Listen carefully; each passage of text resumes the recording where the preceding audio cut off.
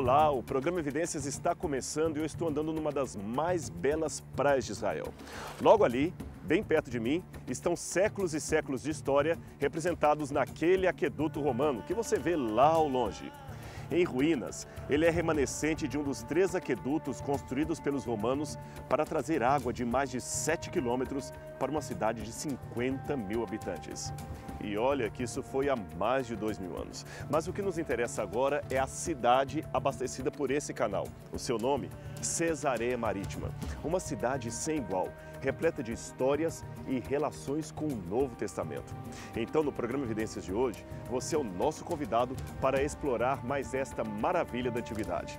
Vem comigo!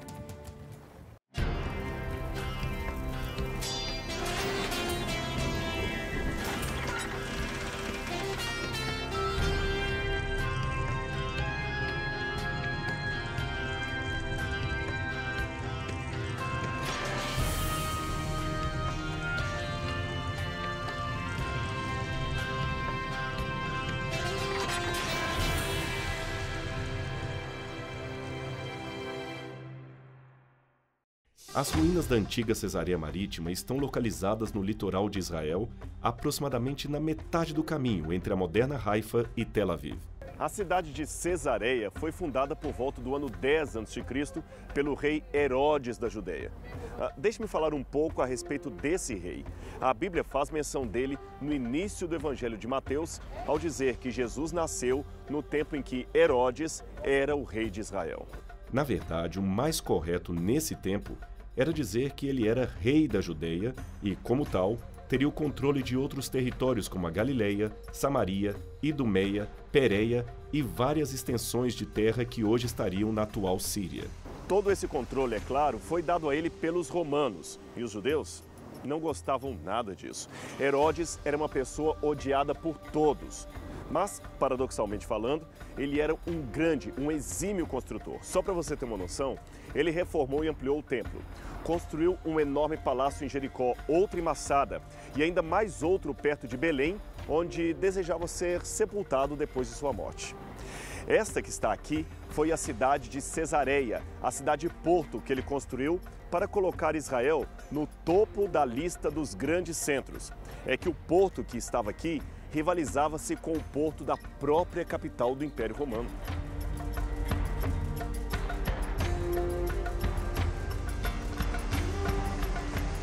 Vamos aos poucos, então, conhecer o que sobrou dessa cidade chamada Cesareia Marítima e ver a sua relação com a história dos judeus, da Igreja Cristã e com as páginas do Novo Testamento.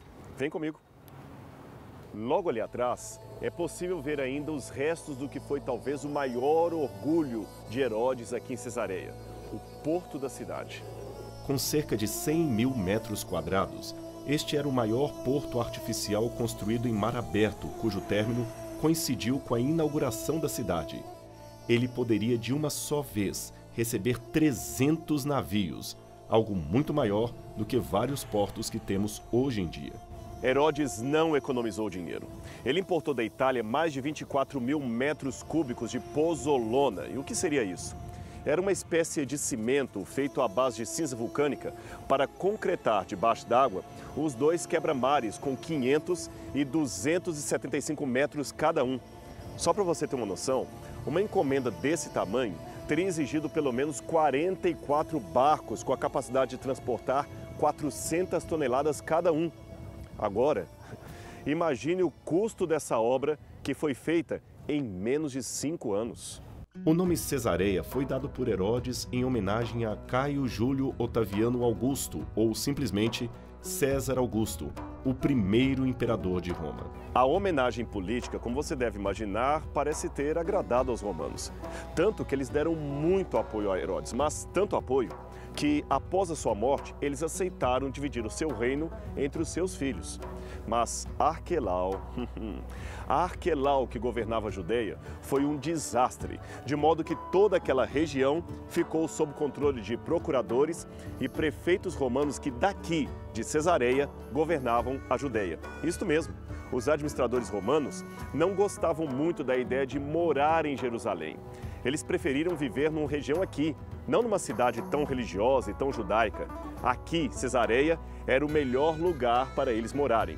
E um desses procuradores que viveu aqui tem o seu nome registrado numa inscrição muito importante para a arqueologia bíblica, que foi encontrada aqui no que chamamos de segundo uso. O segundo uso é quando uma peça da antiguidade aparece noutro tempo, aplicada num outro lugar. Esta peça, ou esta pedra, foi encontrada dentro do teatro e você vai conhecê-la agora. Vem comigo.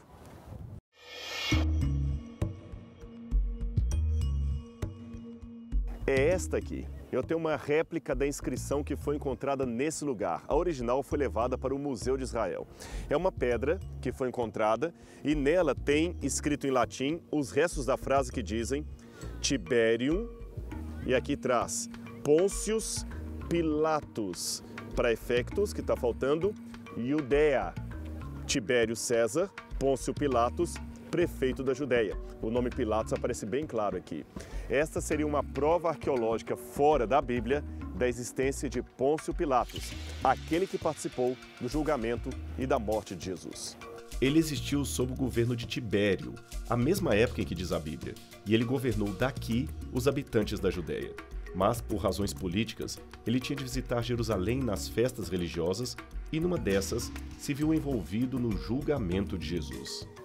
Assim, Pilatos e todos os procuradores romanos moravam aqui em Cesareia e, deste lugar, controlavam Jerusalém.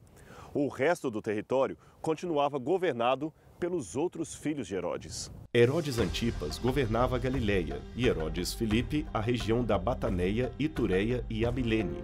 Um procurador romano só deveria intervir com um contingente militar que estava à sua disposição quando estivesse em perigo a ordem pública ou o domínio romano na região. Entretanto, o exercício de seu poder limitava muito as funções do Sinédrio, em especial na cidade de Jerusalém. Existia entre os romanos e o Sinédrio um acordo tático de mútuo respeito. O império deixava o funcionamento do serviço religioso na mão dos judeus, desde que fosse mantida a ordem e os impostos a serem pagos a Roma. Por isso, Jesus foi preso pela guarda do templo, mas crucificado por guardas romanos. Você entendeu o processo? E por falar em guardas romanos, antigas inscrições encontradas exatamente aqui, nesse lugar onde eu estou, evidenciam que aqui era o lugar onde ficava o pretório e, por sua vez, era o lugar também da residência oficial daquele que era responsável pelas milícias romanas deste local. Esse comandante era o sexto na cadeia de comando numa legião e tinha a patente de centurião, isto é, aquele que comanda 100 homens.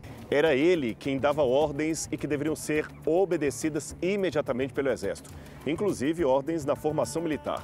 Também era este oficial que se encarregava da disciplina e da instrução dos soldados romanos. Uma vez que o centurião tinha uma guarda pessoal para si e para o governador, essa milícia era chamada de guarda pretoriana, isto é, encarregada da proteção do pretório. Um segundo pretório foi construído mais acima ali para servir de residência para o procurador de Roma. Mas vamos nos deter nessa casa aqui. Imagine que no passado esta parte do palácio seria completamente vigiada e comandada por um centurião da mais alta confiança do império, correto?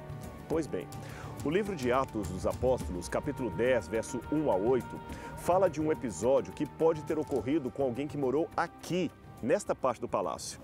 Veja o que diz a Bíblia. Havia em Cesareia um homem por nome Cornélio, centurião da corte chamada Italiana, piedoso e temente a Deus com toda a sua casa, o qual fazia muitas esmolas ao povo e de contínuo orava a Deus. Esse, quase à hora 9ª do dia, viu claramente numa visão um anjo de Deus que se dirigia a ele e dizia: Cornélio, o qual, fitando os olhos nele e muito atemorizado, disse: Que é, Senhor? E disse-lhe: As tuas orações e as tuas esmolas têm subido para a memória diante de Deus. Agora, pois, envia homens a Jope e manda chamar a Simão, que tem por sobrenome Pedro. Este está com certo Simão curtidor, que tem a sua casa junto do mar. Ele te dirá o que deves fazer. E retirando-se o anjo que lhe falava, chamou 2 de seus criados, e a um piedoso soldado dos que estavam a seu serviço. E havendo-lhes contado tudo, os enviou a Jope. Interessante, não é mesmo? O texto segue depois dizendo que eles foram a Jope, que fica a uns 50 quilômetros ao sul de onde nós estamos. E de lá trouxeram Pedro para conversar com Cornélio. Pois bem, aqui possivelmente morou o primeiro converso não judeu, isto é, não circuncidado, que se converteu ao cristianismo, embora ao que tudo indica, ele já tinha bastante apreciação pela religião judaica. Aqui então, portanto, nesse lugar, Pedro possivelmente se encontra com ele e dá os primeiros e mais antigos estudos bíblicos acerca de Jesus Cristo para uma pessoa. A Bíblia fala ainda de um certo Filipe evangelista, que, é claro, não pode ser confundido com o Filipe, o apóstolo. Esse Filipe evangelista também morou aqui em Cesareia. Ele é citado diversas vezes no livro de Atos dos Apóstolos junto com Estevão, que era um dos 7 diáconos, homens acreditados, cheios de espírito e de sabedoria, escolhidos para a distribuição de alimentos entre as viúvas cristãs em Jerusalém. Atos 6, 1 a 6. Quando a perseguição espalhou a maioria dos cristãos, Filipe foi para Samaria e ali proclamou o evangelho. Ele também realizou muitos milagres e, com muita alegria, vários aceitaram a mensagem de Jesus e foram batizados. Inclusive, um certo Simão que praticava artes mágicas. Então ele, orientado por um anjo, foi até as bandas de Gaza e batizou um eunuco, servo da rainha da Etiópia. E então, arrebatado pelo Espírito, veio pregando de cidade em cidade até fixar residência aqui em Cesareia, ou talvez já até morasse aqui antes disso. O fato é que Atos 21, verso 8, o mostra residindo nessa cidade e sendo visitado por Paulo e Lucas, que passaram um tempo aqui em sua casa. Imagine o privilégio dele. No dia seguinte, partimos e fomos para Cesareia, e entrando na casa de Filipe, o evangelista, que era um dos 7, ficamos com ele. Atos 21, verso 8. O interessante ou trágico nessa história é que um profeta chamado Ágabo veio da Judeia com uma mensagem muito séria. Ao que o texto bíblico nos dá a entender, ele era um profeta verdadeiro. Ele toma o cinto de Paulo e faz uma encenação. Ele amarra suas próprias mãos e pés e declara que aquilo haveria de acontecer ao dono daquele cinto. Todos entenderam o recado. Paulo seria preso e talvez morto se fosse a Jerusalém. Mas o curioso é que ele não titubeia de sua missão, mesmo sabendo o risco que ela contém. Ele vai assim mesmo para Jerusalém. Contudo, Cesareia ainda tem outro episódio envolvendo esta missão.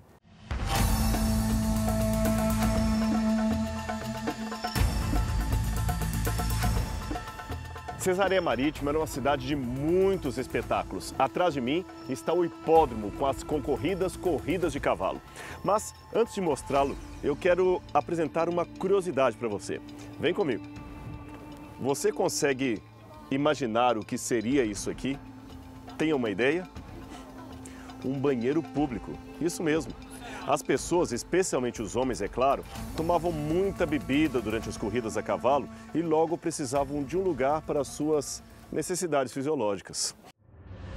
Assim como o porto, o hipódromo foi construído para celebrar a inauguração da cidade no ano 10 a.C. No segundo século depois de Cristo, a parte sul do hipódromo foi reconstituída em forma de um anfiteatro e usada para a exibição de lutas de gladiadores. Imagine a velocidade dos cavalos correndo exatamente aqui onde nós estamos. Ouça o som da multidão gritando, o coração acelerado, a adrenalina correndo nas veias.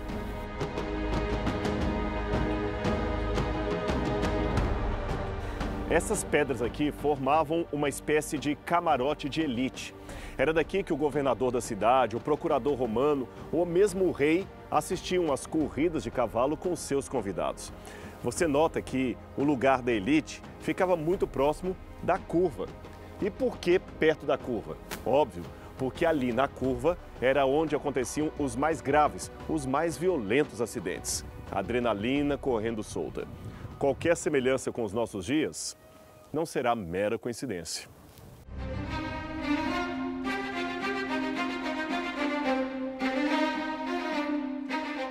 Agora vamos conhecer uma típica casa de espetáculos romana, um teatro daquele tempo.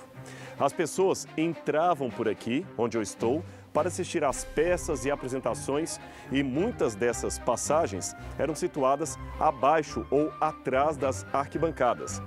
E note que elas eram propositadamente feitas para permitir que um grande número de pessoas saísse de uma só vez rapidamente depois que a peça terminasse. Agora, você sabe como esse lugar se chamava? Vomitorium. Isso mesmo. É como se o espetáculo ou o teatro vomitasse os espectadores depois da peça. Estranho nome para a saída de um espetáculo, não é mesmo? Embora a expressão pão e circo seja posterior a esses tempos, tudo indica que os romanos já incentivavam desde o início do Império esse tipo de comportamento para entreter o povo. Novamente, não foram os romanos, e sim Herodes quem construiu aqui em Cesareia esse enorme teatro com capacidade para 3.500 pessoas.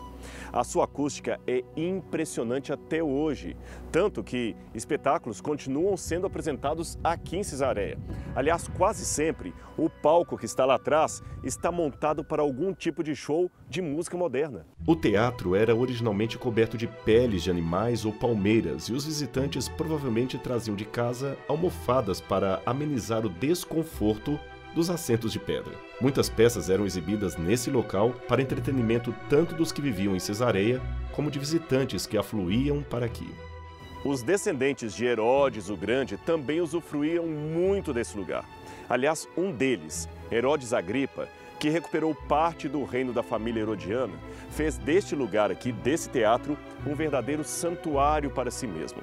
Ele era tão arrogante, que se sentia um deus. Atos 12, 21 a 23, narra um fato que certamente aconteceu aqui, bem nesse lugar, a morte de Herodes Agripa. No dia marcado, Herodes, vestindo seus trajes reais, sentou-se em seu trono e fez um discurso ao povo. Eles começaram a gritar: "É voz de Deus e não de homem!" Visto que Herodes não glorificou a Deus, imediatamente um anjo do Senhor o feriu e ele morreu comido por vermes. Atos 12, 21 a 23. Naturalmente, esse é o tipo de história que os céticos dizem que prova que a Bíblia não é historicamente confiável. Acontece, contudo, que a morte de Herodes Agripa é contada também por outra fonte que não tem nenhuma relação com o Novo Testamento. Trata-se do historiador Flávio Josefo, que viveu no 1º século de nossa era. Veja o que ele escreveu. Então, quando Agripa tinha reinado durante 3 anos sobre toda a Judéia, ele veio à cidade de Cesareia, que antes era chamada de Torre de Estrabo, e ali ele apresentou espetáculos em honra a César. No 2º dia dos tais espetáculos, ele vestiu um traje feito totalmente de prata e de uma textura verdadeiramente maravilhosa, e veio para o teatro de manhã cedo, ao tempo em que a prata do seu traje, sendo iluminada pelo fresco reflexo dos raios do sol sobre ela, brilhou de uma maneira surpreendente, e ele ficou tão resplandecente que espalhou horror entre aqueles que olhavam firmemente para ele. E no momento, seus bajuladores gritaram, um de um lugar, outro de outro lugar, ainda que não bem para ele, que ele era um deus. Quanto a isto, o rei não os repreendeu, nem rejeitou sua ímpia bajulação. Então uma dor severa apareceu em seu abdômen e começou de maneira muito violenta. Desse modo, ele foi carregado para dentro do palácio, e o rumor espalhou-se por toda a parte, que ele certamente morreria dentro de pouco tempo. E quando ele tinha se esgotado muito pela dor no abdômen durante 5 dias, ele partiu dessa vida. Imagine que exatamente logo ali atrás, onde nós estamos vendo agora, veio Herodes com sua pompa e orgulho, sem saber que em pouco tempo ele seria ferido pelo anjo do Senhor. Foi ele o responsável pela morte de Tiago, irmão de João, e pela perseguição a Pedro. Foi também Herodes o responsável pela perseguição da igreja que estava em Jerusalém. Mas a passagem que marca a sua morte termina com uma nota interessante. Entretanto, a palavra do Senhor crescia e se multiplicava. Atos 12, 24. E então fala de um certo Barnabé e Saulo que estavam cumprindo a sua missão. Esse Saulo será o grande apóstolo Paulo, cuja história também se cruza aqui com a cidade de Cesareia. Mas, para entendê-la, vamos voltar para o pretório e o palácio de Herodes. E enquanto nós vamos para lá, vamos recapitular a vida desse grande herói do Novo Testamento. Venha comigo, vamos pensar na vida de Paulo. Paulo visitou Cesareia várias vezes, e em muitas ocasiões ele esteve presente neste lugar, a começar do início do seu ministério, quando, após a sua conversão, judeus helenistas intentavam matá-lo, até que, tendo esse fato chegado ao conhecimento dos irmãos, Paulo foi levado até Cesareia, e dali o enviaram para Tarso. Eu fico pensando no maravilhoso, mas ao mesmo tempo assustador encontro de Saulo com Cristo no caminho de Damasco. Ele é afetado por uma enorme luz e uma voz que dizia: Saulo, Saulo, por que você me persegue? Então ele, assustado, pergunta: mas quem é o Senhor? E a voz continua: eu sou Jesus a quem você persegue. Atos 9, verso 4. Eu me imagino no lugar dele. O que o impacto desse encontro teria causado na minha vida? Mas o problema é que, ao invés de ter portas se abrindo, o que Paulo experimentou a partir daí foi uma série de perseguições e aparente derrota.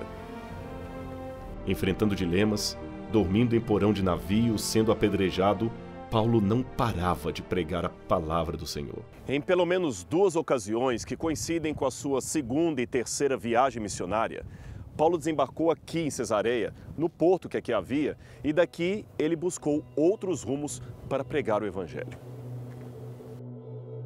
E chegando Paulo a Cesareia, subiu a Jerusalém, e saudando a igreja, desceu a Antioquia. Atos 18, 22. E no dia seguinte, partindo dali Paulo e nós que com ele estávamos, chegamos a Cesareia. Atos 21, verso 8. O objetivo da viagem de Paulo a Jerusalém era entregar uma oferta proveniente das igrejas gentílicas para os crentes pobres de Jerusalém. Aquela foi realmente uma grande oferta. Paulo demorou 1 ano para arrecadá-la. Mas o ponto é que ele foi várias vezes advertido a não fazer aquela viagem para Jerusalém. A profecia de Ágapo foi uma dessas advertências e até Lucas, o autor do livro de Atos, o pede para que não vá para lá. Mas o fato é que Paulo estava decidido, determinado. Ele entendia ser aquela a vontade de Deus e, para cumpri-la, não temia nem a prisão, nem a própria morte. Uma vez em Jerusalém, conforme já era de se esperar, Paulo enfrenta o ódio e a oposição de muitos judeus. Com toda a cidade amotinada, o desejo de vários membros da elite judaica era matar Paulo.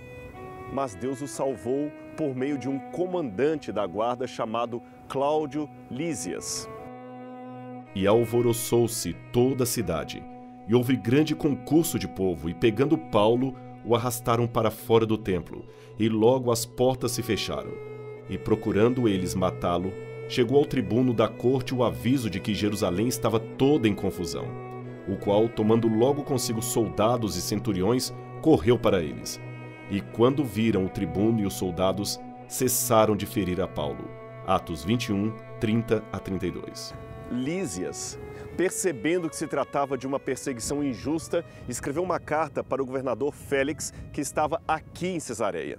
Ele então enviou Paulo para cá, escoltado, é claro, por soldados, para não ser morto durante a estrada pelos judeus. E Paulo então, dessa forma, veio parar aqui, em Cesareia Marítima. Cláudio Lísias, ao excelentíssimo governador Félix, saudações. Esse homem foi preso pelos judeus que estavam prestes a matá-lo quando eu, chegando com minhas tropas, o resgatei, pois soube que ele é cidadão romano. Querendo saber por que o estavam acusando, levei-o ao sinédrio deles. Descobri que ele estava sendo acusado em questões acerca da lei deles, mas não havia contra ele nenhuma acusação que merecesse morte ou prisão. Quando fui informado de que estava sendo preparada uma cilada contra ele, enviei-o imediatamente a Vossa Excelência. Também ordenei que os seus acusadores apresentassem a Vossa Excelência aquilo que têm contra ele. Atos 23, 26 a 30. Aqui nessa sala funcionava o lugar das audiências e, portanto, nesse lugar, Paulo apresentou a sua defesa perante Félix. O livro de Atos dos Apóstolos ainda fala que Paulo ficou 2 anos preso no palácio de Herodes, época em que ele pregou para Félix e a sua esposa Drusila. Depois, ele teve ainda a oportunidade de voltar a esta sala e pregar para Agripa. E, finalmente, ao ser neste mesmo lugar interrogado por Festus, ele apelou para César e partiu para Roma, de onde nunca mais voltou com vida. Por que Paulo apelou para César quando poderia ser solto aqui mesmo? Por que quis ir para Jerusalém e depois a Roma, mesmo sabendo que possivelmente morreria ali? A resposta é simples. Paulo tinha uma missão. Ele queria levar o evangelho até o centro do poder, até o conhecimento de César, e faria isto, mesmo que tal ato lhe custasse a própria vida. Aqui nesta sala, nesta mesma sala, Festus falou que as muitas letras estavam fazendo Paulo delirar. Agripa disse de modo irônico: "Ah, Paulo, por pouco você me convence a ser cristão." E os judeus acusadores diziam que ele era uma peste. Paulo, uma peste? Eu fico aqui pensando no que aconteceu aqui naqueles 2000 anos atrás. Por que aqueles homens agiram daquela maneira? Sabe, o problema é que nós não costumamos a valorizar os grandes enquanto estão no meio de nós. Só exaltamos o mito de sua pessoa depois que eles partiram de nosso meio. E esse era o caso do apóstolo Paulo. Um louco? Uma peste? Não. Um homem com ideais, que morreu confiante por saber, afinal, por que ele vivia. Um verdadeiro exemplo. Para você, para mim, para todos nós.